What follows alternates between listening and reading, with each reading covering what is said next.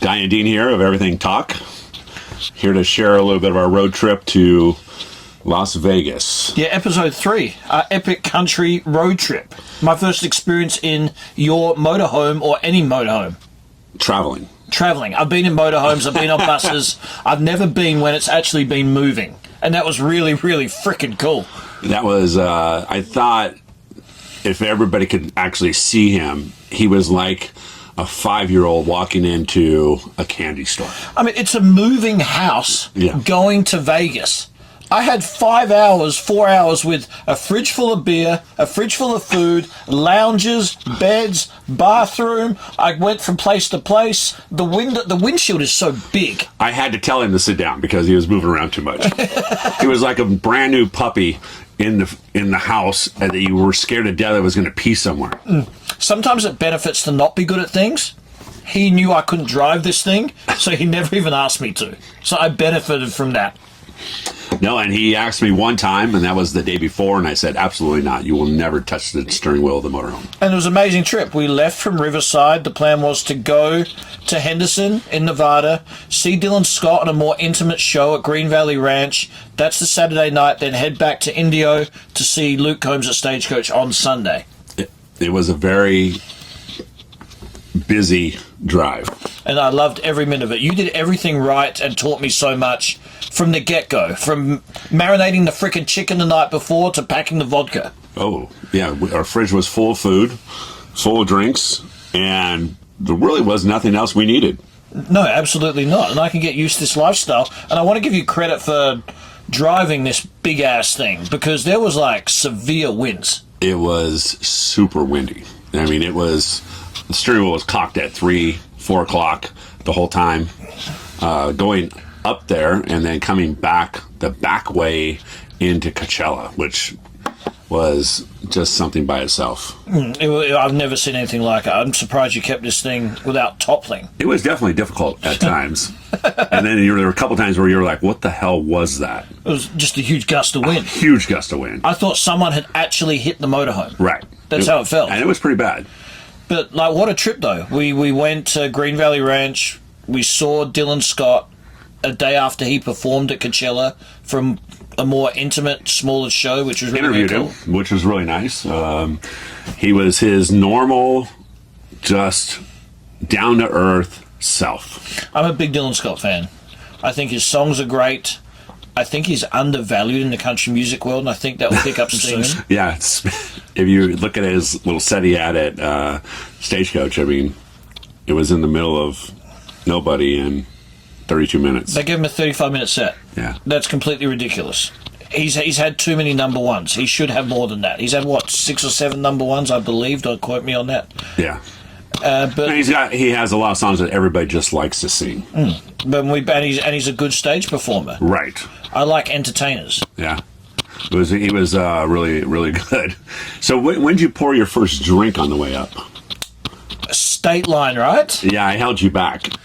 I would have pulled one before. Yeah, I totally had the leash on you, like yanking back on your neck because you wanted to put one down right as we left. It actually helped that I was a little hungover from the night before. Otherwise, I wouldn't have been able to control myself. Because being in a motorhome for the first time, going down to 15, having this whole house, the excitement, the little kid in me, yeah, I want to pound some vodkas, man. And he kept asking, well, when do I get a drink? Can you drink with me? And I'm like, no, I'm driving this beast. Somehow I thought it was legal to drink when you're driving because it's a house. Yeah. I forgot. Definitely road rules not. still apply. Yeah, the rule is you can drink. I can't. So that is the rule, right? Yes. Like, I can sit here while you drive and have a drink. Definitely. Okay, I just want to make sure because I definitely did that. You definitely did do that. So what do you think of the Dylan Scott show? The Dylan Scott show was that Green Valley Ranch has a great facility. It's very intimate, very nice.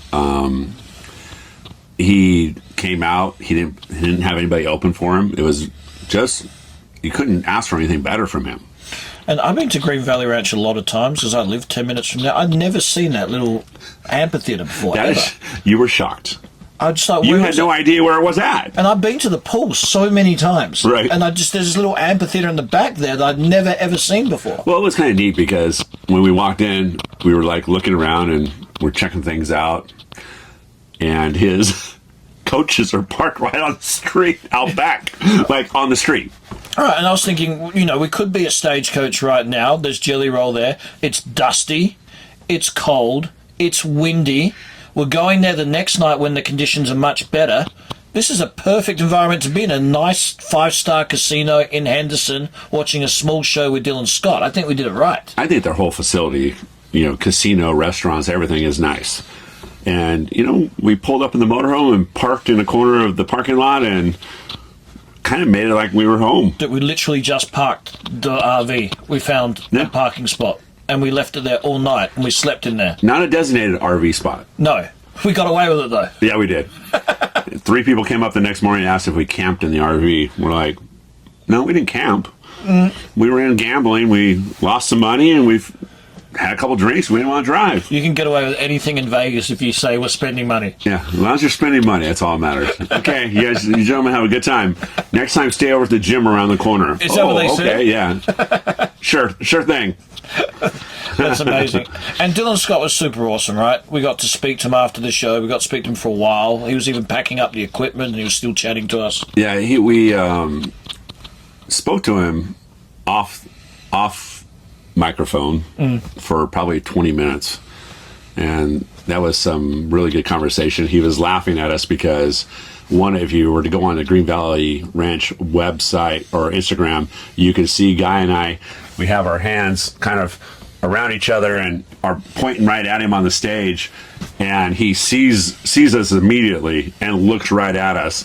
And they have that picture on their Instagram. And when he saw us, he was like, I saw you big sort of pricks from the stage. I couldn't miss you. Yeah, he didn't use the word prick, but anyways, yeah, he did see us. I don't want to make Dylan look bad because he calls us pricks, but he didn't. He didn't say that, but he was implying it. Basically, he was implying I saw you 2 giraffes standing out over the crowd.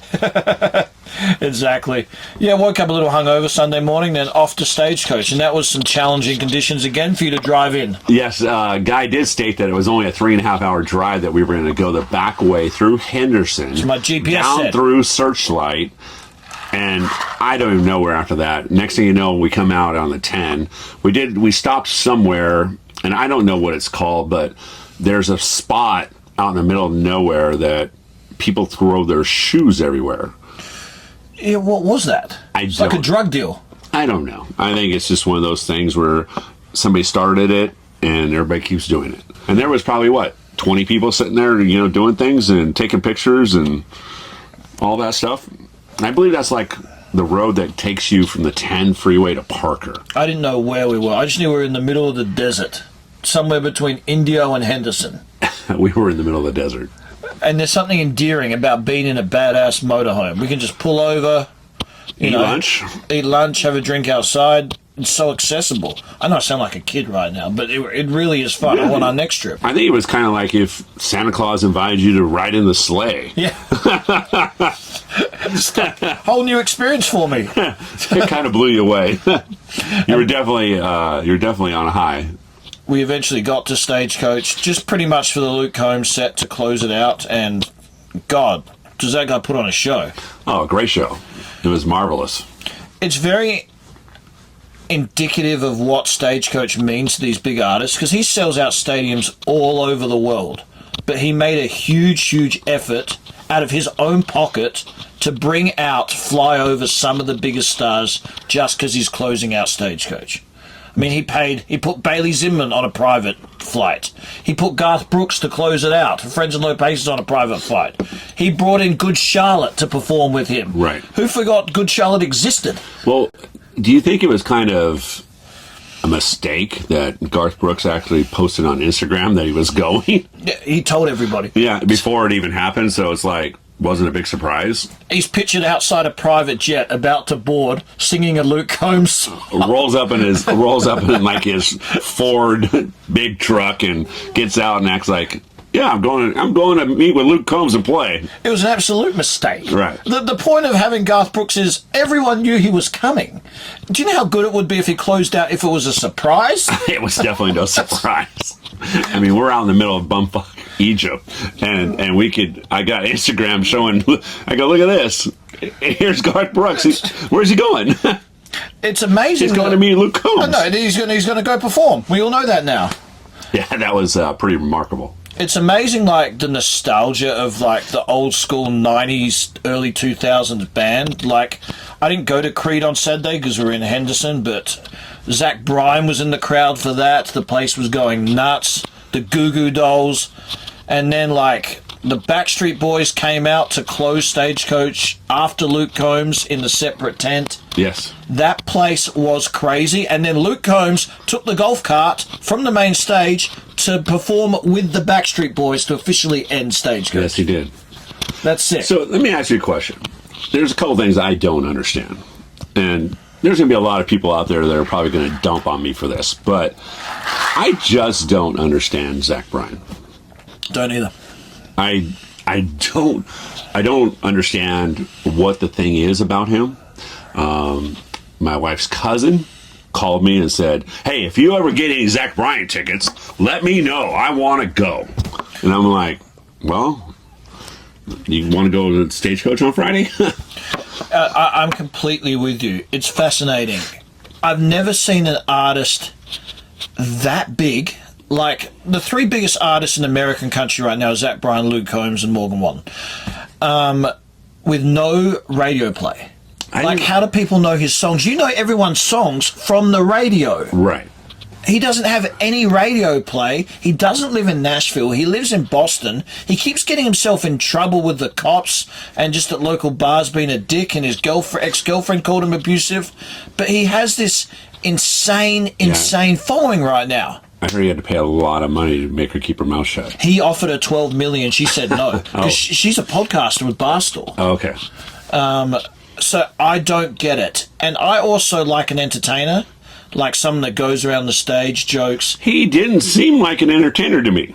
Yeah, he sits there with a guitar and just plays. To me, that's boring. But I guess for the purists, there's some sort of following there that I'm with you, I don't get. Okay. I just thought it was me, but it's you too. It's 100% me, but you can't doubt the guy. I bet that I will get a lot of shit for this. My daughter says the boys at school like him, and the girls say his music sucks. I don't know any of his music. That's a 14-year-old girl, so I don't know. He's never played on the radio, and he doesn't give radio any love either. He won't do an interview. You'll never see him do an interview. He'll just go out, sell 100,000-seat stadioms, and that's all he really needs to do, I guess. I mean, how well liked is he around country music artists? I mean, is he friendly with them, or because a lot of them are good friends? So I often wonder. He's an outcast. Excuse me. He's an outcast. He doesn't really do anything with them. There was even a rumor that his ex-girlfriend said that he got pissed at her one day because she was singing a Morgan Wallen song. And they had a fight about it. And rumor out there is Morgan Wallen does kiss a lot of people. Yeah, that's very true. Maybe he tried kissing his girlfriend one time. So, yeah, I don't get it, but one thing I learned is there's a lot of people that do get it. And I can't hate, because he's having major success right now, and kudos to him. But again, they're talking what? Michigan, 115,000 people. Yep. If he breaks 110,000, which he's supposed to break by the ticket sales right now, it will be the biggest selling concert in American history, beating George Strait's concert in Texas last year. George Strait has had something like 60 number ones in country music. Zach Bryan's had 0. Yeah. Work that out. I just don't know. I'm confused. I really am. Work that out. It has been something for me to try to figure out, and I'm lost. I'm not even sure if the guy's country either. I don't know what you call his music.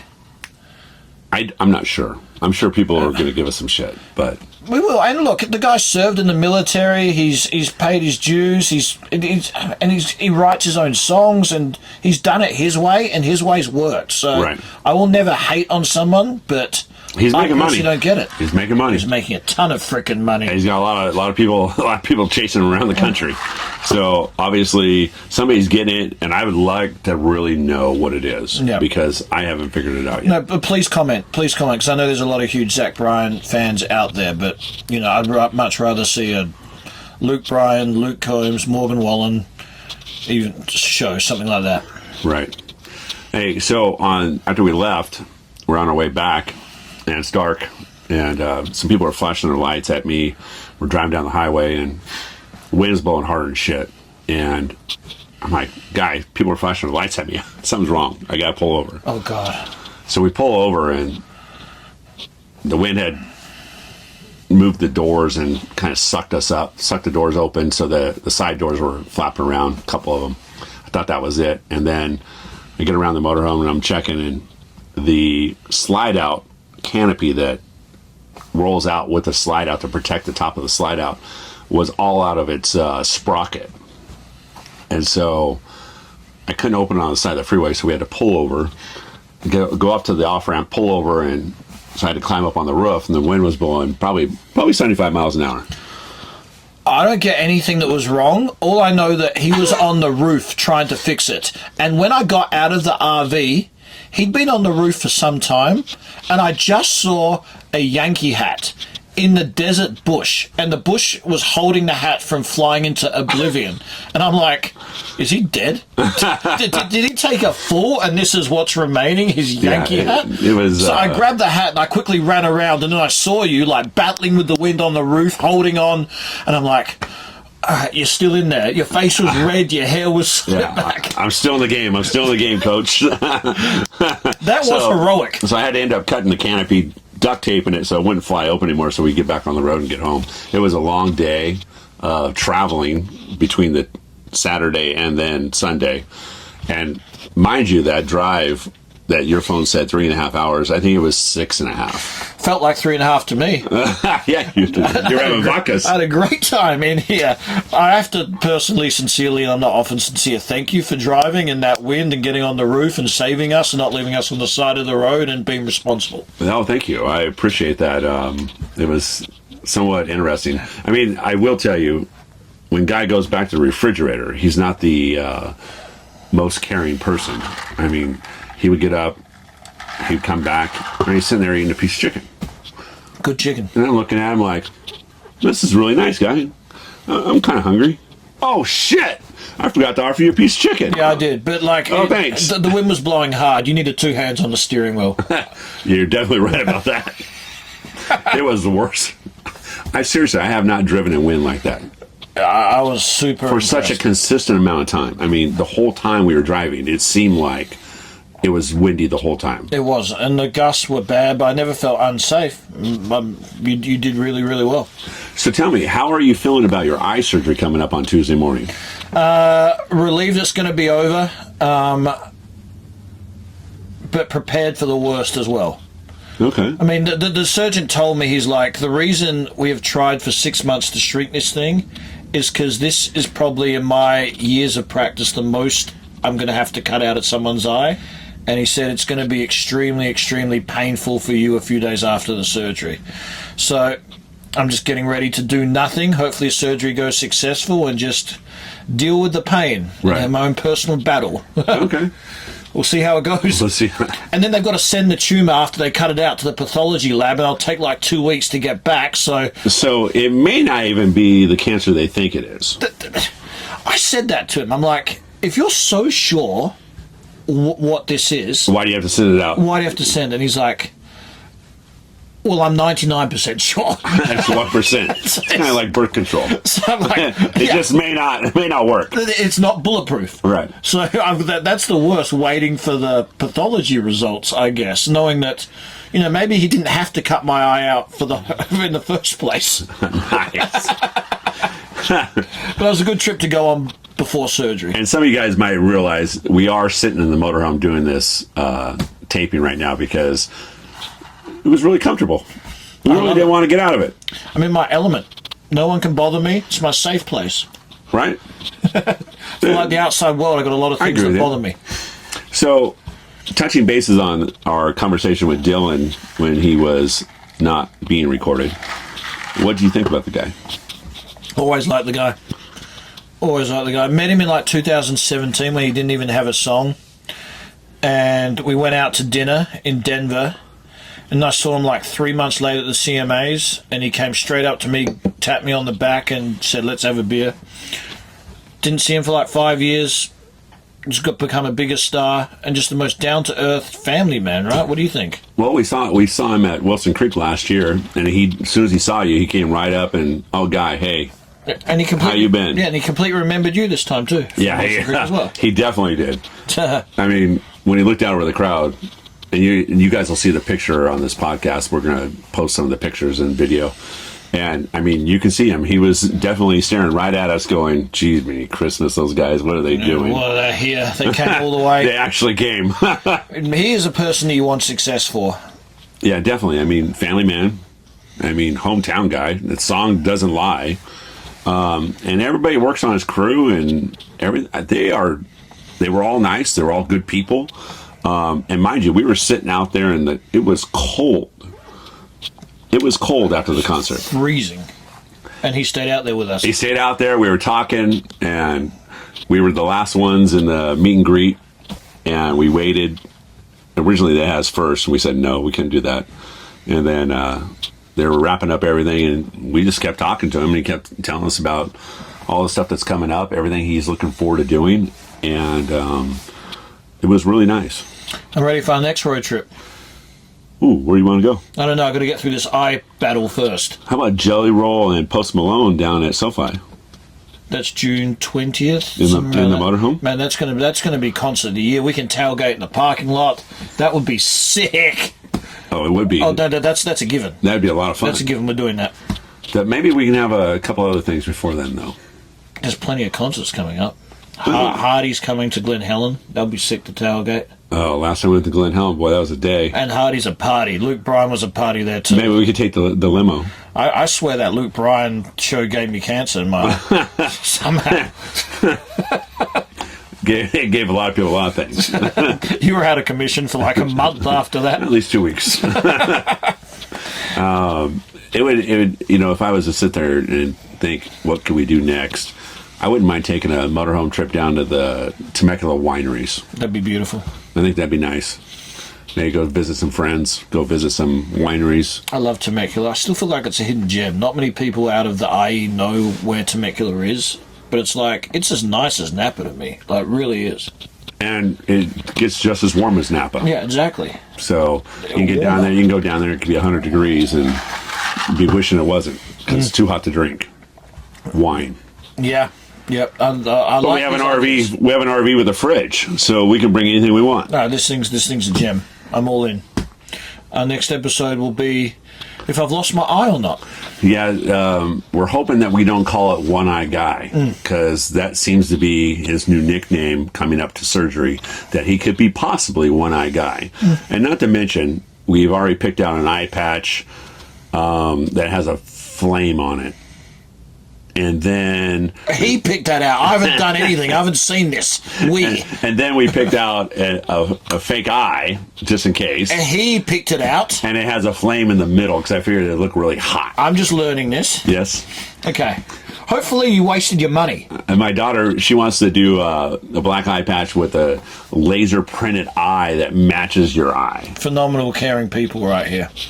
Right. No, you're hoping for the worst, but we'll keep you informed. Well, we like entertainment. I mean, at my expense. Well, I mean, your former employer, they definitely didn't care. Your expense was nothing. That's true. So I figured, hey, a little bit of fun isn't too bad. And we can make the most out of this eye surgery. Hopefully everything goes well and you don't lose an eye. We'll see. I would really hate for that to happen. Whatever happens, you'll find out, and I'll just deal with it. We'll make good light of it. Don't worry. Yeah, I'm sure we will. If you lose your eye, we can definitely start a GoFundMe account for you. GoFundMe account. I think I'll get sympathy vote with the women. You know? You'll probably get free meals delivered to the house. Yep. And who knows? Yep. I'll just have to be really careful of the one I've got left because you don't want to lose that one. Can you imagine? When you have one of something instead of two, there's extra caution goes into that. you're all like, oh shit, something's in my eye. I can't see it all because my other eye doesn't see anything. Exactly. Exactly. All right. Thanks for joining us. I'm done. I'm getting nervous. All right. Thank you very much. We'll see you guys later. And what was your drink that you're drinking today? Vodka. Oh, okay. I was having a vodka cranberry as well. Vodka's go-to. So cheers. It was nice. Cheers. To my eye. Thank you guys.